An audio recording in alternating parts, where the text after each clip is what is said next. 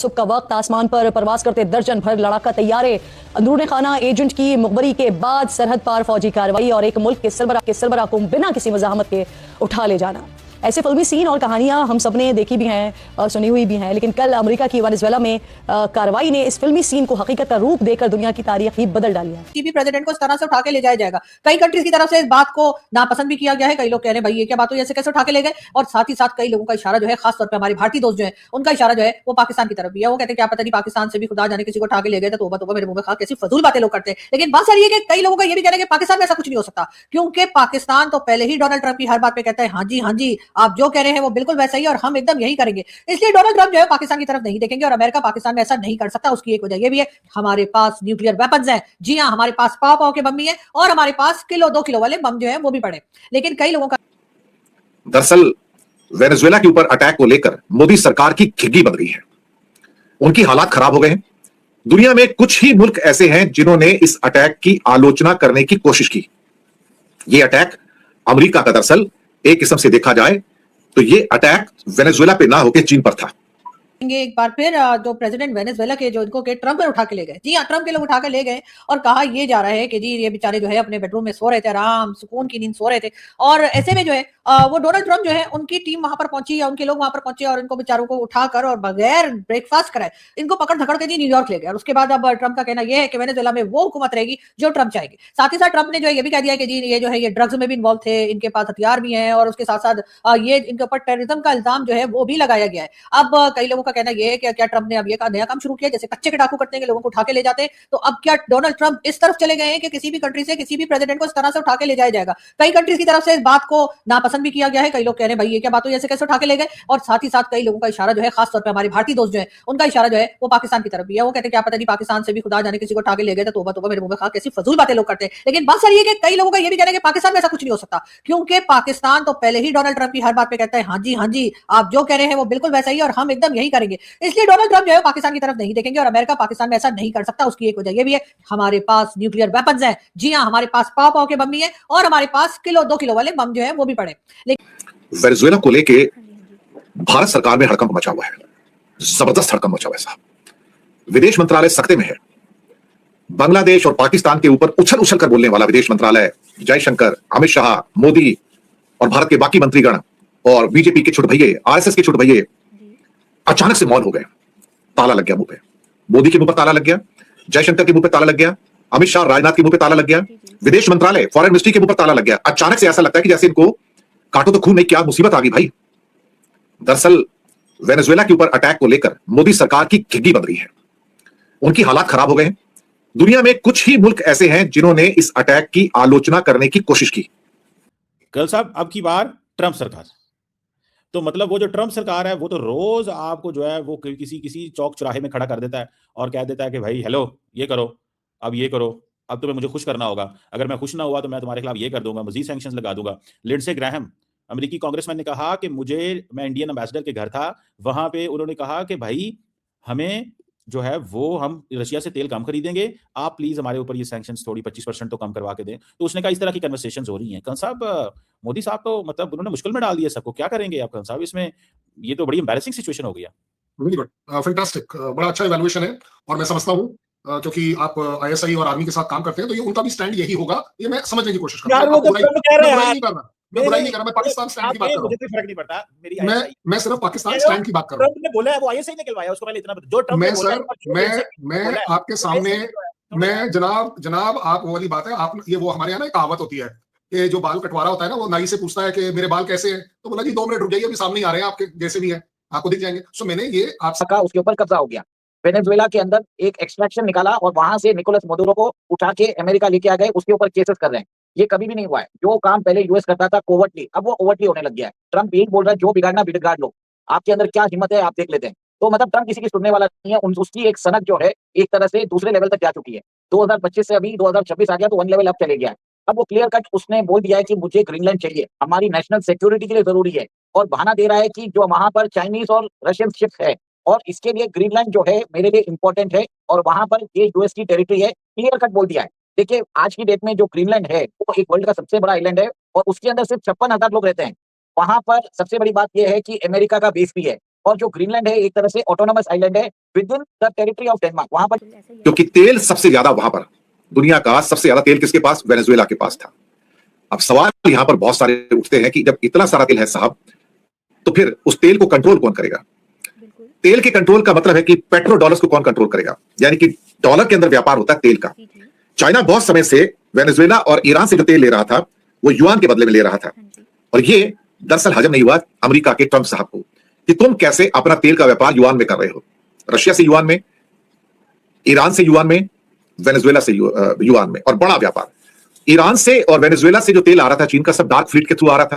तो मकसद था कि चीन के साम्राज्य को लैटिन अमेरिका में कैसा नाश करना, और एक झटके में मादुरो को पकड़कर मुझे लगता है कि ट्रंप ने चाइना को उसकी ताकत का अंदाजा दिखा दिया कि मैं क्या कर सकता हूं। कमाल की बात यह है कि अमेरिका का इतना बड़ा अटैक नए साल के दिन होता है, 3 तारीख को हो जाता है। रशिया और चाइना के सैटेलाइट्स को पता नहीं लगा कि क्या एक्शन हो रहा है। रशिया और चाइना के जासूसों को पता नहीं लगता कि क्या हो रहा है। ये तो कमाल की बात है साहब। और उसके बाद चाइना का बढ़ बढ़ के डी-डॉलराइजेशन की बात करना, यह अमेरिका को हजम नहीं हुआ। ब्रिक्स करेंसी की बात भी हुई, लेकिन अब वेनेजुएला के ऊपर डायरेक्ट रूल लगा के आपने इस बात को साबित कर दिया साहब कि मैं आपको बर्दाश्त नहीं करूंगा। अगर देखा जाए तो दुनिया में सबसे ज्यादा तेल जो है 303 बिलियन बैरल का भंडार वेनेजुएला का है। दूसरे नंबर पे 267 बिलियन बैरल का भंडार सऊदी का है। तीसरे नंबर पे ईरान का 209 बिलियन डॉलर का भंडार है। इसका मतलब करीब करीब 500 बिलियन डॉलर। तो ये दोनों देश है वेनेजुएला और ईरान, जिसके ऊपर चीन का प्रभुत्व है। तो चीन के प्रभुत्व को अगर तोड़ना है तो उसके तेल के प्रभुत्व को तोड़ना बहुत जरूरी है। चौथे नंबर पे दुनिया हैरान होगी, सबसे ज्यादा तेल जो है कनाडा के पास है 163 बिलियन बैरल, और फिर इराक के पास 145 बिलियन बैरल। अब इसमें अगर वेनेजुएला और ईरान का तेल अमेरिका ब्रेक कर देता है, तोड़ देता है चीन के हाथों से, तो चीन पंगु हो जाता है। लड़ाई तो चीन के खिलाफ थी ना सारी। चाइना की मिलिट्री पावर सब जो है उनके लिए कहा यह जा रहा है कि जी क्योंकि वेनेजुएला में जो है जी ये कह लीजिए रेयर अर्थ मिनरल्स भी हैं, ऑयल भी है, पता नहीं क्या क्या है, तो इस वजह से वो वहां पे कब्जा करना चाह रहे थे। तो उन्होंने, उनके प्रेसिडेंट जो है उनको सोते से उठाकर ले गए अपने, और अब उनके ऊपर तरह तरह के केसेस चलेंगे। लेकिन बात सारी ये है कि ये सब कुछ तो पाकिस्तान के पास भी है, लेकिन पाकिस्तान को ऐसा कोई खतरा नहीं है कि अमेरिकन आएंगे आधी रात को और उठाकर भाई लोग को या भाई लोग के लाइव लोगों को ले जाएंगे। नहीं, ऐसा कुछ पाकिस्तान में होता हुआ दिखाई नहीं दे रहा, क्योंकि हम तो वैसे ही उनको कह देते हैं कि भाई आपके सब कुछ आपका है, आप जाने और चाइना जाने। इसलिए कि हमने सेम टू सेम चीजें चाइना को भी बेच रखी है। हमने चाइना को एकदम वही चूना लगाया जो हमने डोनाल्ड ट्रंप को लगाया, और इसमें हमारा मुकाबला कोई नहीं कर सकता। होंगे भाई अपना सुपर पावर कहीं के दोनों, चाहे वो चाइना हो या अमेरिका, लेकिन हमसे नहीं जीत सकते। हमने एक ही तरह की चीजें जो है या एक ही जगह से जो है सारा कुछ जो है दोनों कंट्रीज को बता रखा है। चाइना को भी यही कह के रखा है कि जी यहाँ से ऑयल और रेयर अर्थ मिनरल्स और जितना कुछ निकलेगा वो आपका है, और सेम यही चीज हमने जो है वो डोनाल्ड ट्रंप को भी बता दी है। और उसके बाद शायद ये होगा कि दोनों को जैसे दो मुर्गे लड़ाते हैं ऐसे दोनों को लड़ाएंगे, जो जीत जाएगा वो सामान ले जाएगा। हमारा क्या है, हमें तो डॉलर चाहिए, और वो डॉलर हमें जो है हो सकता है ट्रंप दे दे, हो सकता है शी जिनपिंग दे दे। बहरहाल को अमेरिका ने यह बताया कि देख, एक 24 घंटे के अंदर मैं क्या कर सकता हूं, और मैं किसी भी राष्ट्रपति को, राष्ट्र अध्यक्ष को पकड़कर उठाकर गिरफ्तार करके भी ले जा सकता हूं। अब भारत क्या कह रहा है सब? भारत की तो हिम्मत नहीं पड़ रही सब। भारत की घिघी बंधी हुई है। हालात क्या है कि भारत की ओर से क्या कमेंट आया, मैं ऑफिशियली आपको बता देता हूं। Modi government as on on 4th January today has not issued any official political statement either condemning or supporting the United States military operation in Venezuela। कुछ नहीं कहा, बिल्कुल स्टॉइक साइलेंस है उसके ऊपर। और उसके बाद एक दो तीन चीजें कही उन्होंने। 3 जनवरी को कहा कि travel advisory, ministry of external affair, विदेश मंत्रालय भारत का, फॉरेन मिनिस्ट्री, जो घोड़ों पे सवार रहता है बांग्लादेश और पाकिस्तान को लेकर, बड़ी बड़ी बातें करता है, उछलता रहता है। जैसे कैसे उछलते हैं, आपने वो पॉट के अंदर पॉपकॉर्न देखे ना, तो जब उनको गर्म करते हैं पॉपकॉर्न को तो कैसे जंप मारते हैं। तो हमारा विदेश मंत्रालय और हमारे बीजेपी के मंत्री ऐसे जंप मारते हैं पॉपकॉर्न की तरह, टोटल मिला के। लेकिन वेनेजुएला के मामले में ऐसा लगता है कि सबके पॉपकॉर्न ठंडे हो गए हैं, और कुछ भी कहने से उन्होंने इनकार कर दिया। सब इतना कहा कि हम एक ट्रैवल एडवाइजरी इशू कर रहे हैं भारतीयों को टू अवॉइड। चले लेट्स सी, हम भी इधर हैं, आप भी इधर हैं, और देखते हैं चीजें कैसे अनफोल्ड होती हैं, और देखेंगे कि इंडिया क्या करता है। हम तो देखना चाह रहे हैं ना, हम तो वो जिसे कहते हैं तमाशाई हैं इस वक्त दुनिया जो तमाशाई मत बनो, सीखो अपनी कंट्री के लिए। आप सीखिए कि आपको अपना इंफ्रास्ट्रक्चर, आपको अपनी इकोनॉमी, जापान से पूछो ना कि जापान चौथे पॉइंट से हटके नीचे चला गया, इंडिया ऊपर आ गया। स्लम्स, आप इंफ्रास्ट्रक्चर की बातें कर रहे हैं, मैं स्लम्स की बातें। ओ भाई साहब, आप आपके इकोनॉमी की बात कर रहे थे कि आपके पास इकोनॉमी नहीं है, मैं क्या करूं? आप पढ़े लिखे नहीं बात कर रहे, मैं क्या कर सकता हूँ?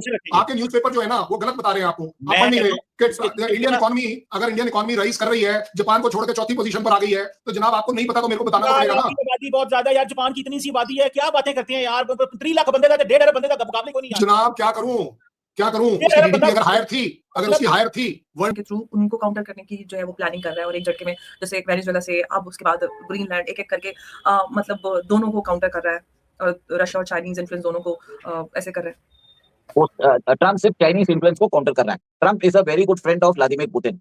मैं क्लियर तक बोल देता हूं, ट्रंप ने कभी तक व्लादिमीर पुतिन के अगेंस्ट, रशिया के अगेंस्ट कोई भी एडवर्स एक्शन नहीं लिया है। कहीं ना कहीं वो ट्राई कर रहे हैं कि यूक्रेन और रशिया का युद्ध खत्म भी हो जाए, और वो साथ में मिलके आर्टिक के रिसोर्सेस को एक्सट्रैक्ट करें। ट्रंप ये चाहते हैं, पर इससे पहले वो चाहते हैं कि चाइना और ईयू जो एक तरह से आपस में रशिया और अमेरिका को भिड़ाते रहते हैं, उन दोनों को सब्जुगेट किया जाए। अब सबसे पहले ट्रंप क्या कर रहे हैं, चाइना को हटा रहे हैं फ्रॉम द अमेरिकन कॉन्टिनेंट। फिर बाद में यूरोजोन को बोलेंगे कि भैया आपको अगर यूक्रेन युद्ध लड़ना है तो आप पैसा दो, माल मुझसे ही लेना पड़ेगा, डिफेंस इक्विपमेंट फंडिंग आप करिए। रैंकिंग में तो मैं क्या करूं? क्या आपको ये आप टॉप 10 है ना, आप लोगों आपको ने ये पता टॉप है 10 के बारे में नहीं पता है।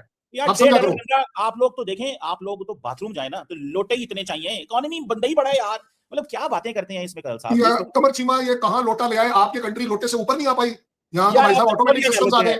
यार इसलिए मैं तौलिया बोल रहा क्या हूँ, लेते हैं यार, आपकी सोच जो है ना नहीं पहुंच पाएगी इंडिया तक, मानो मेरी बात। of the total GDP of India, about 60% is a domestic consumption. आपका यार आप हर चीज तो अंदर ही खा लेते हैं। हमारी स्ट्रेंथ है ना, ये अच्छी हमारी बात है है। ना स्ट्रेंथ। Good, हम मानते हैं that's ह्यूमन रिसोर्स appreciable, हमारी स्ट्रेंथ है। appreciable. तो मैं ये ना कहे कि आप जापान का मुकाबला करेंगे। नहीं, हम जापान का मुकाबला नहीं कर रहे, मैं यही तो समझा रहा हूँ। कर भी नहीं सकते, कर भी नहीं भाई साहब जापान को पूछो वो क्यों फील बैड कर रहा है कि मेरी चौथी पोजीशन सकते। वो आपने क्यों कंप्रोमाइज फील कर दी? बैड करेगा यार, वो थोड़े से क्योंकि लोग इकोनॉमिकली चला रहे इस हैं। समय कमर चीमा आप भी यहाँ हो, मैं भी यहाँ हूँ, मैं शायद ना भी हूँ, आप जरूर हो।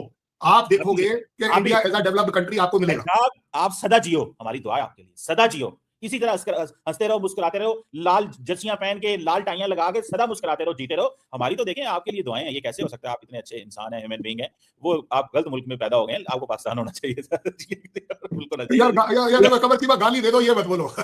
यार आप अच्छे इंसान है, अच्छे दिल के इंसान है, आपको मजबूर है इस वक्त, मुझे पता है अंडर प्रेशर रहते हैं, आपकी फ्रेटर्निटी का प्रेशर है फौज का, कि जरा सख्त बातें करनी है ताकि इंडियन लगो जरा। चले कल साहब, thank you very much, always pleasure talking to you, grateful. Great great, जय हिंद, नमस्कार, बहुत बहुत धन्यवाद।